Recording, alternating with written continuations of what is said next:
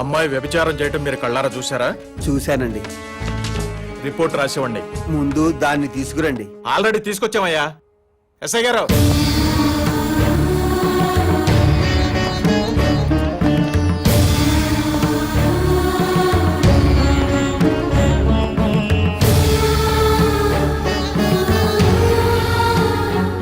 ఈ అమ్మాయేనా? ఇదే సార్, ఇదే. గంటకి 1000 తీసుకుంటది. నీ పేరేంటమ్మా?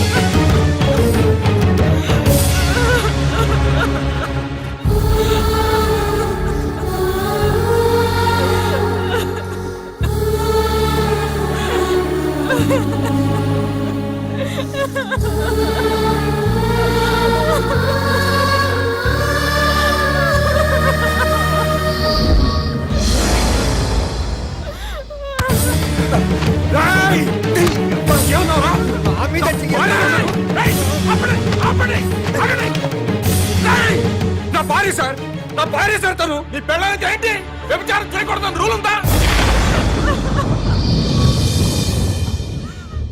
మంత్రి కొడుకు 500 మందిని చంపాడన్నావు, నేను చూశానన్నావు. నీ మాట విని మంత్రి కొడుకుని అరెస్ట్ చేశానా లేదా? సెల్లో పెట్టానా లేదా? అలాగే ఇతను నీ పెళ్ళాం వ్యభిచారం చేస్తుందని చెప్పాడు, నేను చూసా అన్నాడు, కంప్లైంట్ ఇచ్చాడు.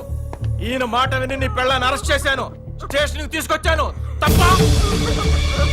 మంత్రి కొడుకుని ఇంట్రాగేట్ చేస్తాం, నీ పెళ్ళాన్ని ఇంట్రాగేట్ చేస్తాం.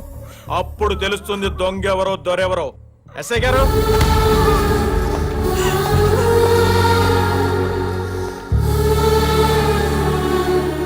కల్తీ మందు జనాలకి పంచావా లేదా? నో. వ్యభిచారం చేస్తున్నావా లేదా? గంటకి ఎంత తీసుకుంటున్నావు?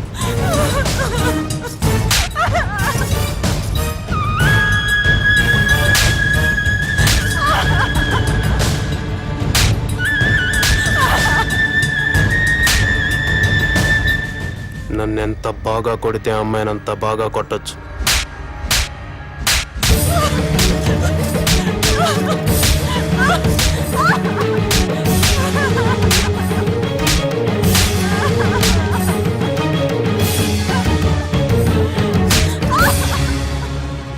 మాస్టారు, ఇదంతా మీకు అవసరం? వాళ్ళు పొలిటికల్గా ఏమైనా చేసుకుంటారు, నీ జోలికి రాలేదు కదా. అయ్యిందేదో అయిపోయింది. మంత్రి కొడుకు మీద పొరపాటున కేసు పెట్టానని వెనక్కి తీసుకో. శివాజీ కూడా విత్డ్రా చేసుకుంటాడు. లేకపోతే కాసేపట్లో కెమెరాతో టీవీ వాళ్ళు వస్తారు, ఆ తర్వాత 10 మంది కుర్రాళ్ళు వస్తారు. నీ పెళ్ళాన్ని గంటకు 1000 రూపాయల లెక్కన బుక్ చేసుకున్నామని చెప్తారు. పాలిటిక్స్ లో ఏమైనా జరుగుద్ది. నేను నీ ఏరియా కార్పొరేటర్ని కాబట్టి నీ మంచి కోరి వచ్చా. నువ్వు నా మాట వింటానంటే సిఐ గారితో మాట్లాడతా. మాట్లాడమంటావా?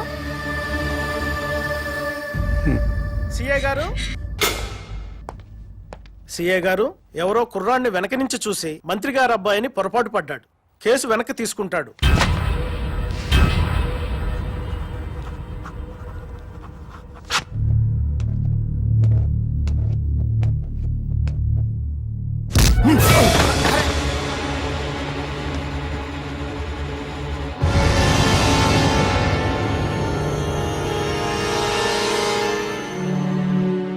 మంత్రి కొడుకు కదండి, తప్పుడు కేసు పెట్టేసరికి ఆ మాత్రం కోపం ఉంటుంది.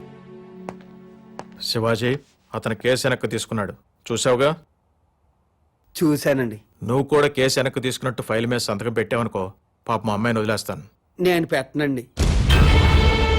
ఆడు మంత్రి గారు కొడుకుని వెనక నుంచి చూశాడండి, కానీ నేను దాని ముందు నుంచి చూశానండి. ఆడు పొరపడ్డాడేమో గాని నేను పొరపడలేదండి. నాయి డేగ కళ్ళండి. అది పెద్ద బజార్ దండి. 1000 రూపాయలు ఇస్తే గంటలు చొప్పున తిరిగద్ది. సారీ ఇన్స్పెక్టర్ గారు, నేను కేసు వాపస్ తీసుకోనండి.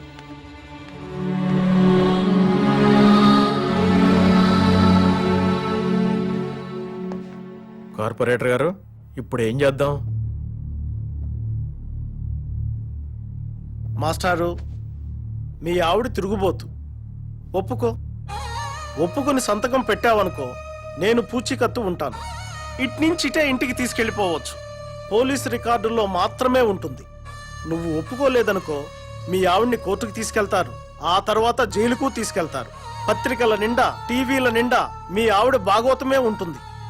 ఏం చేద్దాం?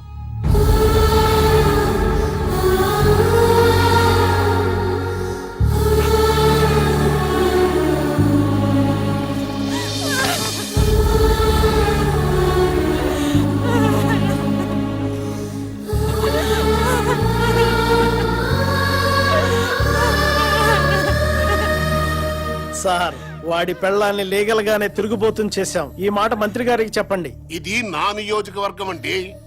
నేనే ఎమ్మెల్యే కావాలి. కాదు కూడదని ఎవరన్నా కుట్ర పన్నారా, మళ్ళీ ఓటర్లతో కల్తీ సారా తాగిస్తా. సరే, ఇదంతా వద్దు గాని పార్టీ చెప్పింది వినండి. మీరిద్దరు ఎలక్షన్ లో నిలబడ్డం మానేసి వెంకటేశ్వరరావుని గెలిపించండి. మీ ఇద్దరిని ఎమ్మెల్సీని చేసి మంత్రి పదవులు ఇస్తాం.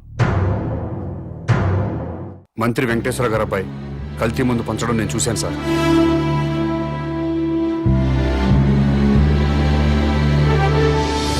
ఆ మహేష్ అనేవాడికి ఆడి పెళ్ళానికి ఓటు హక్కు లేకుండా చేయండి. ఓటర్ లిస్ట్ లో వాళ్ళిద్దరి పేర్లు తీసేయండి.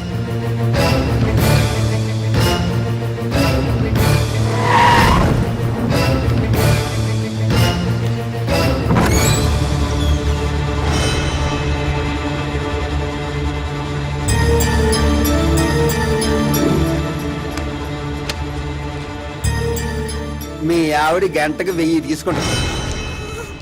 6 వచ్చాం. ఒక్కొక్కడు 5 గంటలు, మొత్తం 30 గంటలు, 30,000. నువ్వేంట్రా డబ్బులు అలా నిలిపేస్తున్నావు? మీ ఆవిడ తిరిగిపోతే నువ్వే కదా పోలీస్ స్టేషన్ లో ఒప్పుకున్నావు. అది చూపింటే రాయలు పోతా.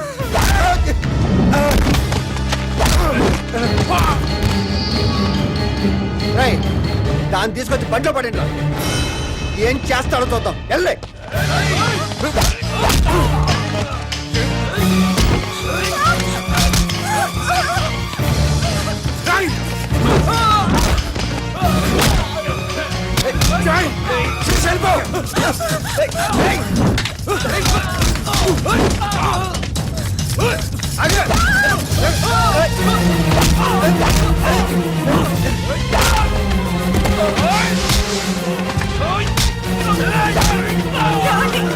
శిరీష, పారిపో!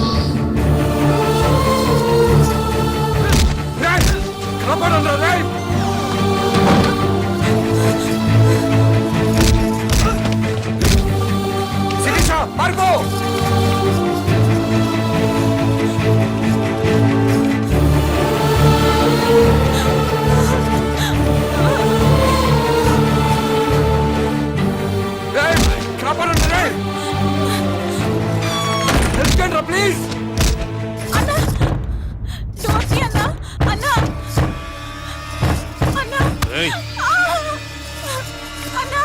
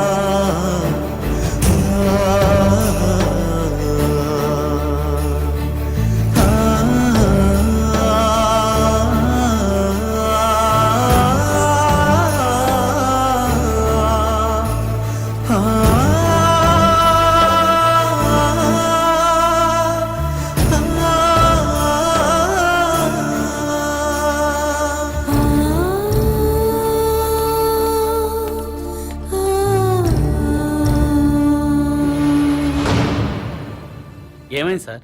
నా భార్య సార్, మంత్రి గారు అబ్బాయి శంకర్ చంపేశాడు.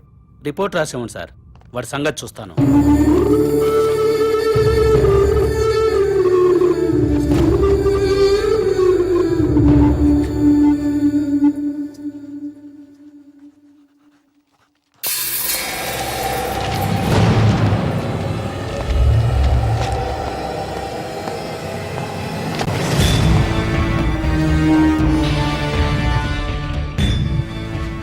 ఏం జరిగింది? ఇతని వైఫ్ సార్, మినిస్టర్ గారు అబ్బాయి మర్డర్ చేశాడు.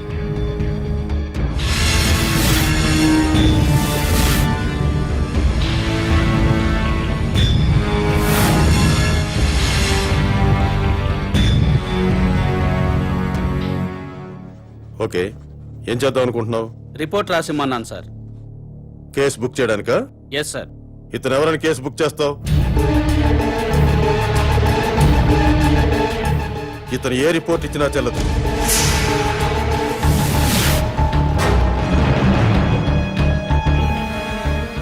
మనం ఏ కేసు బుక్ చేసినా మంత్రి గారు అబ్బాయిని అరెస్ట్ చేయలేం. కాబట్టి ఇతను ఇచ్చే రిపోర్ట్ తీసుకోవద్దు.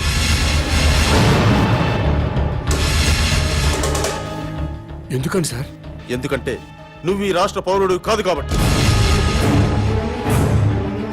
నువ్వు భారతీయుడివి కాదు కాబట్టి. అసలు నువ్వు ఎక్కడ పుట్టావో, ఏ దేశస్తుడివో, ఇండియా ఎందుకు వచ్చావో సాక్ష్యాలు లేకుండా కేసు ఎలా బుక్ చేయమంటావు? చెయ్యవు. నేను ఎక్కడో పుట్టడం ఏంటి సార్? వేరే ఏ దేశంలోనూ పుడితే నేను తెలుగు ఎలా మాట్లాడతాను సార్? తెలుగు మాట్లాడితే ఆంధ్ర వాడు అయిపోతావా? రాయలసీమ వాడు అయిపోతావా? తెలంగాణ వాడు అయిపోతావా? నా కొడుకు ఇంగ్లీష్ మీడియంలో చదువుతున్నాడు, ఇంగ్లీషే మాట్లాడతాడు. అయితే వాడు ఇంగ్లీష్ వాడు అయిపోతాడా? అవ్వడు. నువ్వు అంతే. డ్రామా ఆపండి సార్, డ్రామా ఆపండి. అసలు నేను భారతీయుడిని కాదంటానికి మీ దగ్గర ఉన్న ప్రూఫ్ ఏంటి? నేను ఈ రాష్ట్ర పౌరుడిని కాదంటానికి మీ దగ్గర ఉన్న ఆధారాలు ఏంటి సార్? చెప్పండి సార్, ఆధారాలు ఏంటి?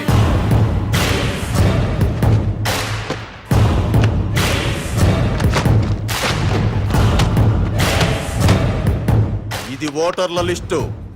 ఈ రాష్ట్ర పౌరుల పేర్లు మాత్రమే ఇందులో నమోదై ఉంటాయి. ఎవరి పేర్లైతే ఇందులో నమోదై ఉంటాయో వాళ్లే ఈ రాష్ట్ర పౌరులు, వాళ్లే భారతీయులు. వాళ్లకే ఈ దేశ చట్టం, న్యాయస్థానాలు రక్షణ కల్పిస్తాయి. ఇందులో నీ పేరు లేదు.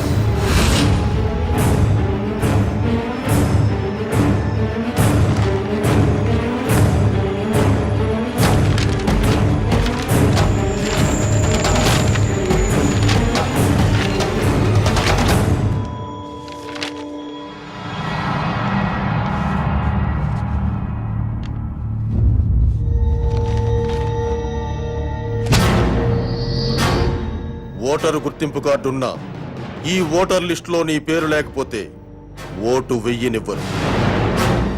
నువ్వు ఈ దేశ పౌరుడు అనే ప్రూఫ్ ఉంటే తప్ప నీ భార్య మర్డర్ కేసు బుక్ చెయ్యం. లేదా నేను ఈ రాష్ట్ర పౌరుణ్ణి అని రేపు పొద్దున్న మున్సిపల్ ఆఫీస్కు వెళ్లి గుర్తింపు కార్డు తీసుకొని రా, అప్పుడు కేసు బుక్ చేస్తాను.